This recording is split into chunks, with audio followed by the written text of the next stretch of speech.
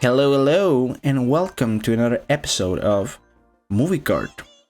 Today, we're going to be talking about Sinners. I went to watch this movie yesterday and it was kind of complicated. For some reason, the only good cinema they had it was a fucking trip away, because I wasn't gonna see it at fucking 10 in the night, 10 p.m. I wasn't gonna see it at that time, because then I had to go home and it's a whole fucking dazzle. But that's outside of this story. I'm just rambling. I love Sinners. I love this movie. I mean, it falls into this. I usually like a ton of movies with vampires, because I think it's a great movie monster. He has managed to survive in the in culture, because it's so versatile in all these things.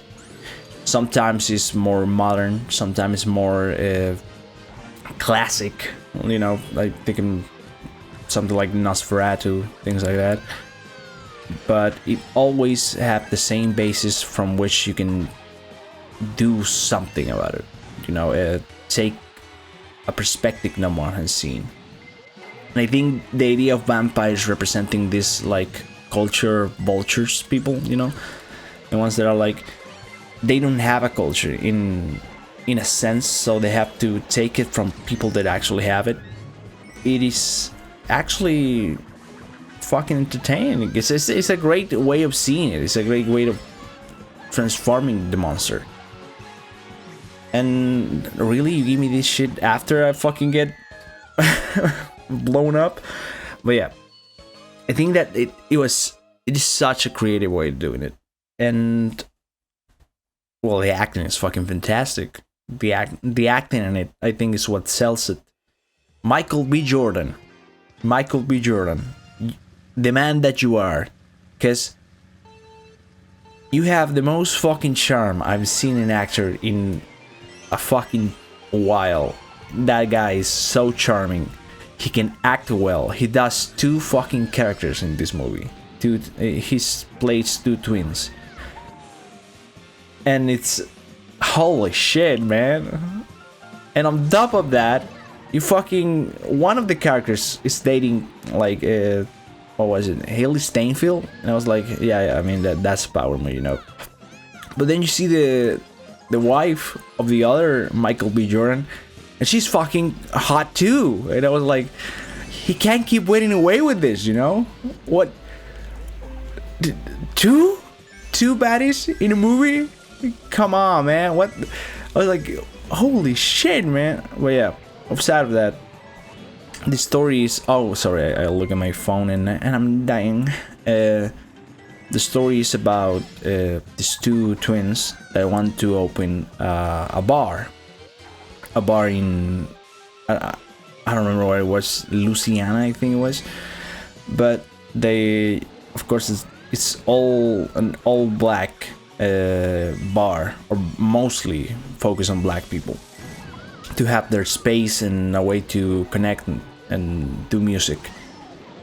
And of course, racism, because it's the 30s and all this stuff. They are very wary, and they're trying to have this thing for once and for all, be free. It's basically what they say.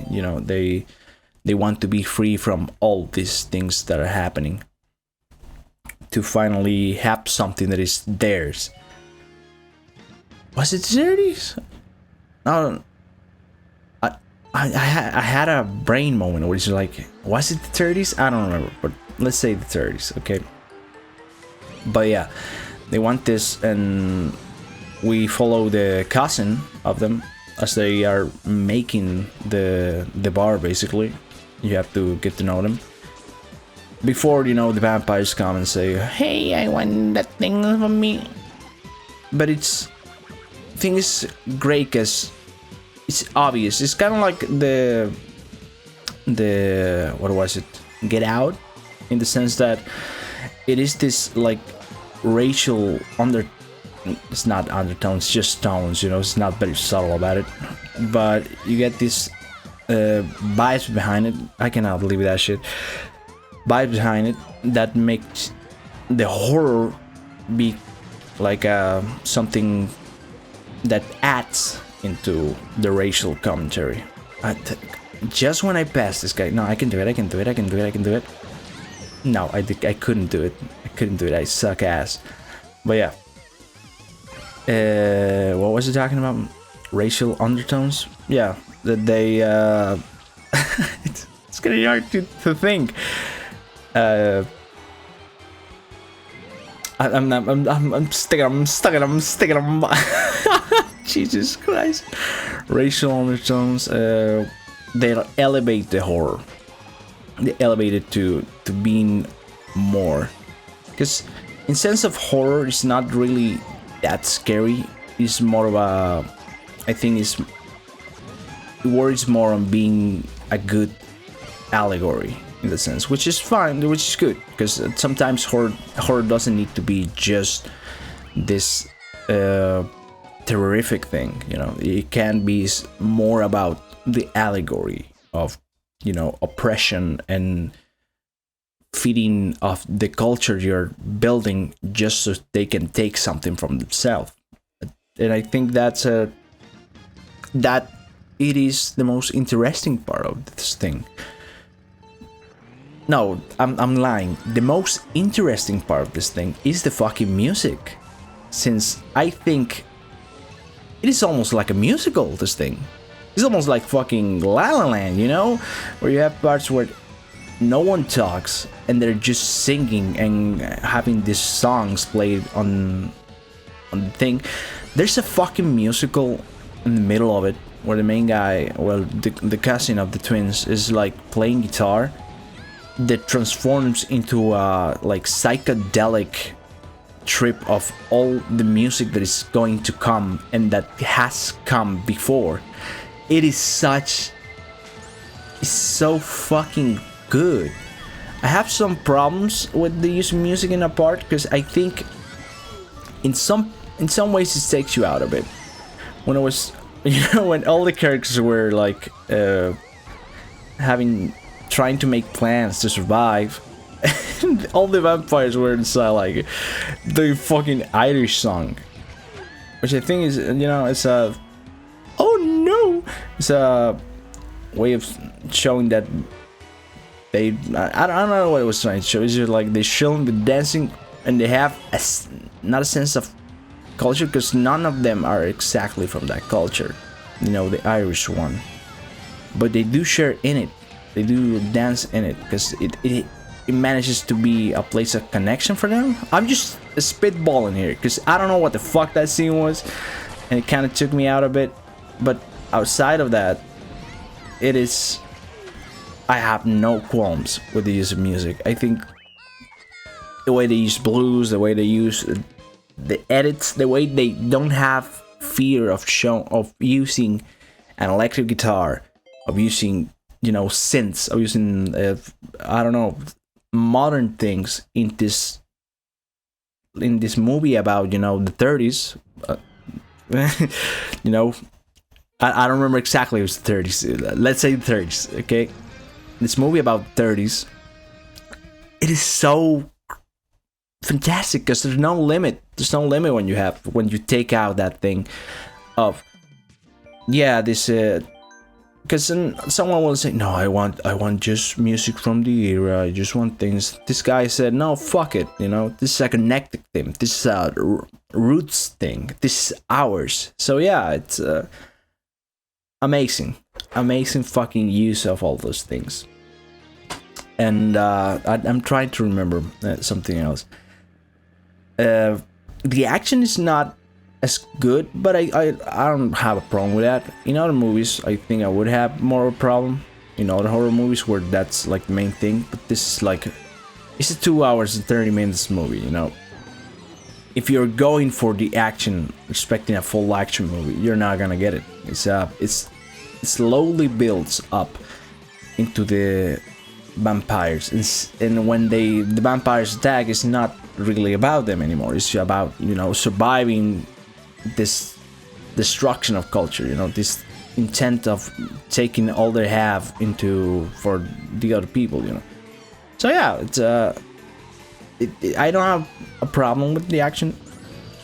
Do I have a problem with anything else? I'm thinking, because I love this movie as well. It's spoilers. I loved every single second of this movie. I had a blast watching it. So I was grinning ear to ear the whole fucking movie, because it was just my cup of tea. Two fucking red shells? No, you're not gonna get me. You're not gonna get me. I'm free. But yeah, and so yeah, it was good. I haven't seen bad discourse on it, thank God. Sadly, when I went to see it, my cinema was fucking. Oh my God, this shit is lagging. Oh no, this shit is lagging. But yeah, when I was in the cinema, it was like me and other 5 people, and I was like, no, don't make this movie flop. But I don't know if it's gonna flop. I don't know. I hope it doesn't, because it's such a good movie. It is such entertaining and a unique movie, in a way that made I came out of the movie being like grinning, like it was a while since I have done that. So yeah, this guy really has a way of writing, you know, the story, because I think it's the director and screenwriter, the same guy. If I'm not, I'm gonna put a note that says this guy's a fucking idiot. But if I am okay, you know, if I did it well, I will put this guy has big cock on a fucking link in your green shell. Take it out. Oh. And this idea of like, sorry, I just remembered something. I like this idea of like the control that it has once it takes you on. Because the first one to transform from the main guys is Haley Steinfeld. Because she's like, what was it, like the grandfather was black, so she has a bit of connection there. So she was the first to turn on them, which I think is very like funny in a sense. Like, yeah, the first one to turn on the one that looked like, you know, because it's I imagine it happens. Like they get connected to the. Why they did that so early? Is connected to the or absorbed by the culture easily. That I think that's the main point of it.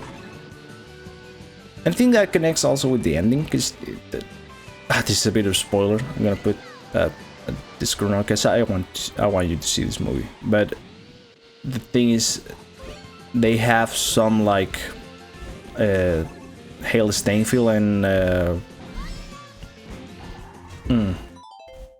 wait a second. Okay. Sorry for that. Had to do something. But yeah, I don't remember what I was talking about. I think it was the ending. I think I was talking about the ending. Oh no, there's a very like like post-credit scene where you see this spoiler, so I'm gonna put a spoiler thing. The Haley Steinfeld and one of the Michael B. Jordans, they actually turn into vampires, but they survive until, you know, they're older.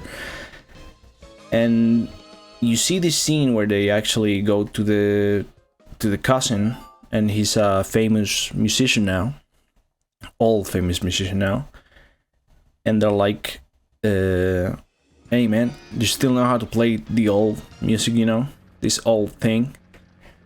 And he says yeah, and he plays it for him. Plays the same song he played for him at the start. And it's this scene where they just enjoy it, they pay him, and they go away. Which is the way I took it was that it was kind of like they're not, in a sense, from the culture anymore. They're like outside of it, so they have to come back in a sense. You know, they're not anymore part of this thing. And also the idea of that being the best night of all their lives. The one that where they actually got free. It is also like kind of like hard to think about it, because it's like, yeah, this was a horrific night, but to them, still best night they could have, because it was the first night where they felt actually free from everything, free from all things. It was, they were free, then they were chained for something else. In the case of the cousin, oh, how do you hit that thing? In the case of the cousin, it was the pain, the horror of seeing all those things. And for Haley Steinfeld and the Michael B. Jordan is the actually being vampires now, you know. Only living the night. The last time he saw his brother and he saw the light of day. I think it's one of those endings I'm gonna have to think about it a lot and maybe understand it in a way later. But I like it. I love it. I love this movie. This movie's... How? Oh, I cannot... What? I can... No. Yeah. So, yeah, it's a great movie. Fantastic, even. I was so impressed with it. You get sucked into this world. The two Michael B. Jordans, they're fantastic. They play off each other so well. That is an amazing thing. Motherfucker is so charismatic. He has charisma with himself. This is not how fucking hard that is.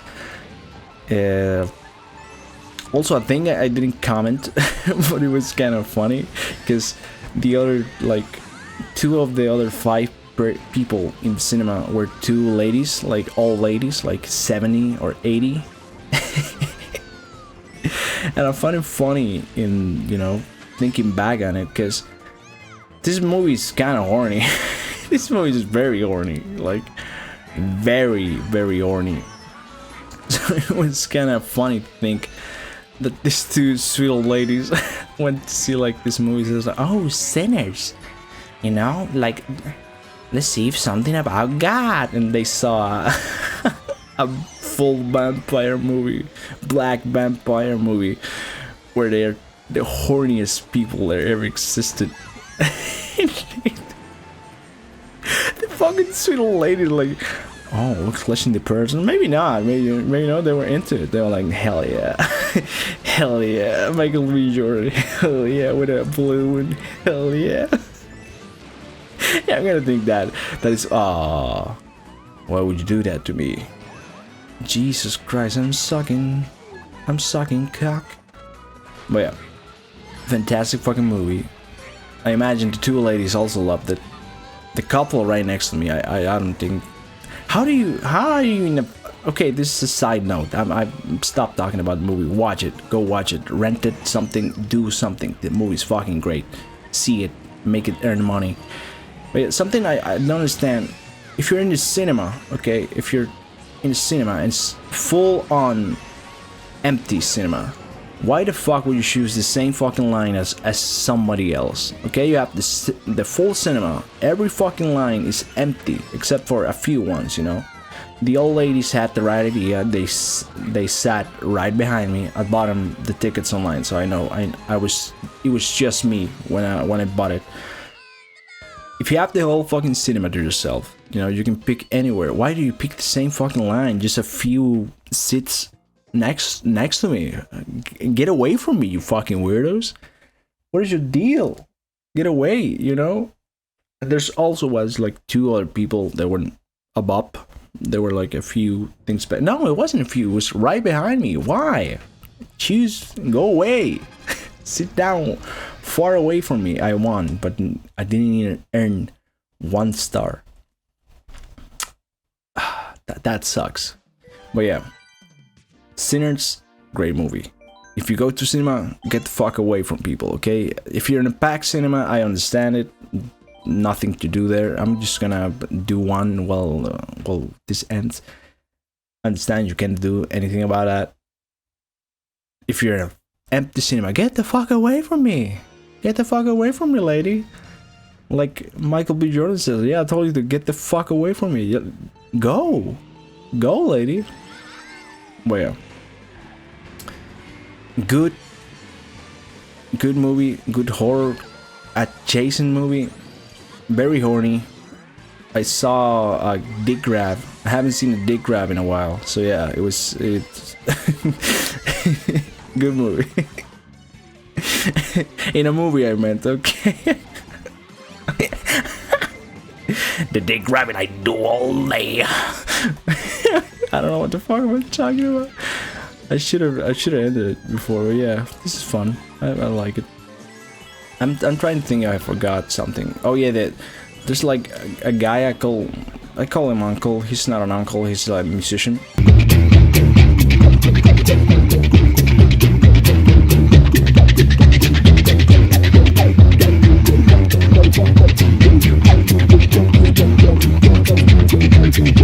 Shut up.